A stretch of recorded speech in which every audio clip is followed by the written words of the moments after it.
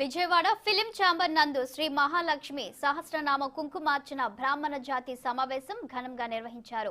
దీనికి ముఖ్య అతిథిగా స్వరూపానంద స్వామి హాజరయ్యారు. దేశానికి బ్రాహ్మణ జాతి సేవ చేస్తుందని ఈ సందర్భంగా స్వరూపానంద వ్యాఖ్యానించారు.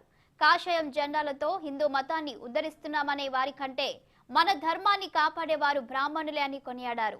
బ్రాహ్మణ జాతికి ఎప్పుడు ఎవరికి ఏ కష్టం వచ్చినా అండగా ఉండేది విశాఖ శారదా పీఠమేనని తెలిపారు. కోటి రుద్రాభిషేకానికి ముందు ఈ కార్యక్రమం ఏర్పాటు చేసిన వైసీపీ నాయకులు గుడిపాటి సీతారాం అభినందనీయులన్నారు.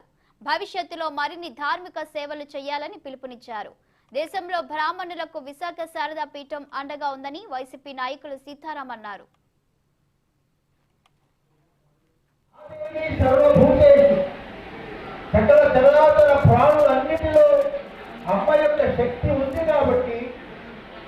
అటువంటి శక్తివంతమైన అమ్మవారిని ఆరాధించడానికి లలితా సహస్రనామం చాలా గొప్పది, విశేషమైనది.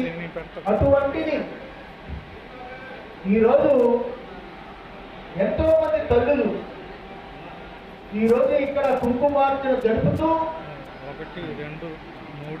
విజయవాడ ప్రాంతానికి మేము రాక కోసం సీతారాములు ఏర్పాటు చేస్తే ఇంతమంది బ్రాహ్మణోత్తములు వైదిక గణమంతా కూడా ముఖ్యంగా వైదికుల వల్ల ధర్మం నిలబడుతుంది. ఈరోజు ఊరికే కాషాయ జెండా పట్టుకుని హిందూ మతాన్ని ఉద్ధరిస్తున్నాము అన్నట్లుగా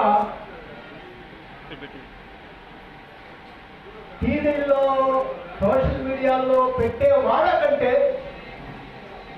వేదాలు, పురాణాలు, ఇతిహాసాలు, కావ్యాలు, ధర్మశాస్త్రాలు నిలబెట్టే జాతి